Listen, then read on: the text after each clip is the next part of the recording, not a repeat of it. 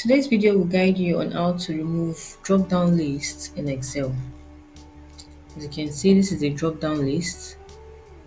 Whenever you click this value or these cells, it automatically brings a drop-down list. Now today we'll learn how we can remove the drop-down list.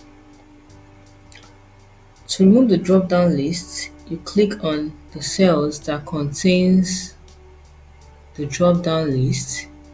Then you click at Data tab and you select or click on Data Validation. Now on the pop-up dialog box that appears, you select or click on Clear All. Then you click the OK button and automatically the drop-down list have been removed or deleted from your value. If you notice that the icon for the list, which is usually at the right hand of the cell, has been removed.